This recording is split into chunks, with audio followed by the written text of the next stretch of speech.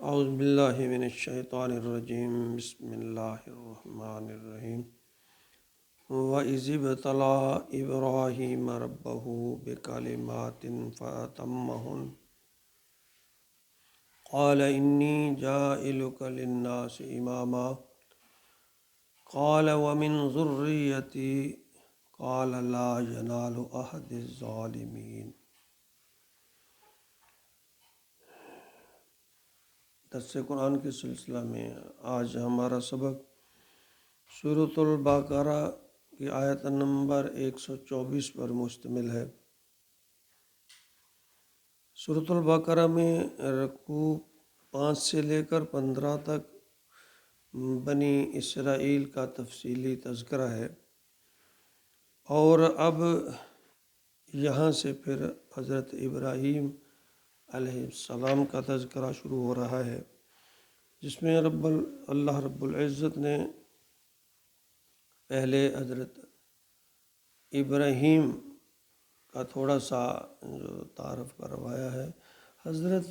ابراہیم علیہ السلام جو ہے، انہی کی نسل سے بنی اسماعیل اور بنی اسرائیل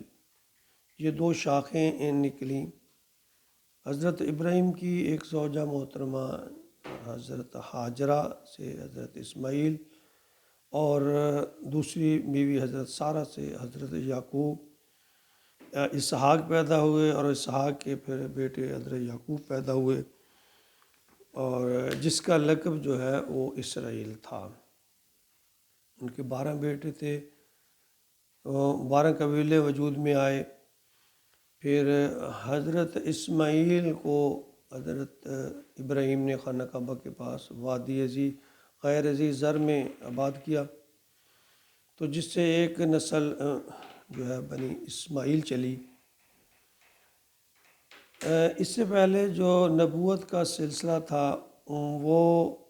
حضرت اسحاق کے بیٹے یعقوب، پھر یوسف، اور اسی طرح موسیٰ، ہارون، حضرت عیسیٰ، حضرت یحییٰ، یہ 1400 سال تک مسلسل جو ہے نبوت بنی اسرائیل میں رہی، یعنی ابراہیم کی دوسری اولاد جو اسحاق کی تھی اس میں رہی۔ اور پھر اس کے بعد دوسری ایک بیوی تھی آپ کی، تیسری حضرت ابراہیم کی، اس میں سے وہ بنی قطورہ تیسری اہلیہ تھی۔ ان میں سے پھر مدین جو ہے اس کا ایک حضرت شعیب علیہ السلام، یہ ایک شاخ چلی۔ اور حضرت اسماعیل جو ہے انہیں تو نبوت ملی، پھر ان کے بعد سلسلہ یہ نبوت کا ان سے منقطع ہو گیا، اور تقریباً 3000 سال کے بعد محمد عربی صلی اللہ علیہ وسلم کی بعثت ہوئی،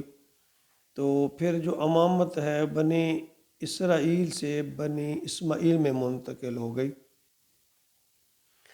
تو جد امجد تو سب کا ابراہیم علیہ السلام ہی ہیں۔ تو یہاں پھر اسرائیل جو تھے ان کو یہاں ان کی حسد کی آگ بھی جو شروع ہوئی۔ تو اس آیت کریمہ میں اللہ رب العزت حضرت ابراہیم کا تذکرہ فرماتے ہیں کہ وَإِذِ ابْتَلَىٰ إِبْرَاهِيمَ، اور اس وقت کو یاد کرو جب میں نے حضرت ابراہیم کو آزمایا، ربہ اس کے رب نے، یعنی اس کے رب نے اللہ فرماتے ہیں میں نے حضرت ابراہیم کو آزمایا بِکَلِمَاتٍ کچھ باتوں سے، فَأَتَمَّهُنَّ پر اس نے انہیں پورا کر دیا، وہ اس میں کامیاب ہو گئے، انہوں نے اسے پورا کر دکھایا۔ قَالَ إِنِّي جَاعِلُكَ لِلنَّاسِ إِمَامًا، تو پھر اللہ فرماتے ہیں تب میں نے فرمایا قَالَ إِنِّي جَاعِلُكَ لِلنَّاسِ إِمَامًا، کہ میں آپ کو لوگوں کے لیے امام بنانے والا ہوں۔ قَالَ وَمِنْ ذُرِّيَّتِي، آگے سے ابراہیم علیہ السلام نے اللہ رب العزت سے عرض کیا قَالَ وَمِنْ ذُرِّيَّتِي، اے میرے اللہ اور میری اولاد، یعنی میری اولاد میں سے بھی، یعنی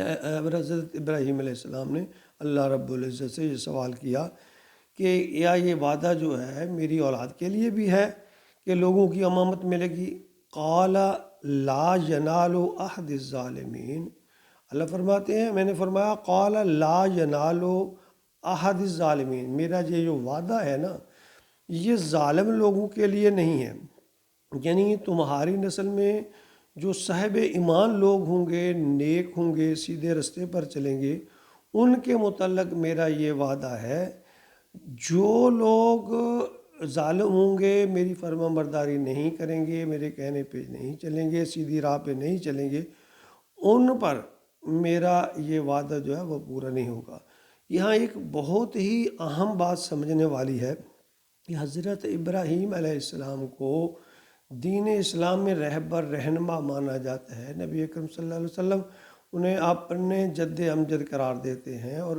درود شریف میں ہم یہ کہتے ہیں کہ اللہ اسی طرح ہمارے نبی پر بھی رحمتیں نازل فرما جس طرح حضرت ابراہیم علیہ السلام، یعنی حضرت ابراہیم علیہ السلام اللہ کی رحمت کی ایک مثال ہے، لیکن اللہ تعالیٰ انہیں بھی فرما رہے ہیں کہ میرا وعدہ آپ کی اس اولاد کے لیے نہیں ہوگا جس کے اعمال اچھے نہیں ہوں گے۔ اب یہاں سوچنے کا مقام یہ ہے کہ ہم کس چیز پہ اترا رہے ہیں، کسی نسبت سے، کسی بزرگ کی یا اولیاء اللہ کی نسبت سے، کہ اللہ فرماتے ہیں حضرت ابراہیم کو پہلے سرٹیفکیٹ دیا ہے کہ حضرت ابراہیم کامیاب ہو گئے، میں نے امتحان لیا اور وہ اس میں کامیاب ہو گئے، یعنی یہ اللہ تعالیٰ فرما رہے ہیں۔ پھر فرما رہے ہیں کہ انہوں نے جب مجھ سے پوچھا کہ یہ جو میں امامت والا وعدہ ہے اے اللہ میری اولاد پہ بھی یہ لاگو ہوگا، آپ نے فرمایا ہرگز نہیں۔ اللہ فرماتے ہیں ہرگز نہیں، وہ لوگ جو میری فرما برداری کریں گے، نیک کام کریں گے، سیدھی راہ پہ ہوں گے، ان پہ تو ہے، لیکن جو اچھے اعمال نہیں کریں گے، سیدھی راہ پہ نہیں چلیں گے، جو ظالم لوگ ہوں گے، فاسق ہوں گے، نافرمان ہوں گے، ان کے لیے میرا وعدہ یہ نہیں ہے۔ تو یہاں ہمیں سمجھ لینا چاہیے کہ اللہ رب العزت کو ہر بندے کے اعمال دیکھنے ہیں۔ اللہ رب العزت نے کسی کی نسبت جو ہے وہ ہمارے کہیں بھی کام، جب حضرت ابراہیم کی نسل جو ہے، اولاد جو ہے، ان کی نسبت سے اللہ فرما رہے ہیں اگر وہ نیک ہوں گے تو ٹھیک، نہیں ہوں گے تو پھر میرا وعدہ ان کے لیے نہیں ہے۔ تو یہ ہمیں سمجھ لینا چاہیے کہ اعمال ہوں گے تو کامیابی ہے، بد اعمال ہوں گے تو بری خبر ہے، برا نتیجہ ہے، ناکامی ہے، اللہ کی ناراضگی ہے۔ تو دوسرا اس کا جو الٹرنیٹ ہے کہ قیامت کے دن ایک جنت ہے اور دوزخ، نیک لوگ جنتی ہیں اور نافرمان جو ہے وہ دوسرے کھاتے میں ہیں۔ تو ہمیں اپنے اعمال کی اصلاح کرنی چاہیے، نہ ہی کسی نسبت پہ اترانا چاہیے۔ اللہ تعالیٰ ہمیں عمل کی توفیق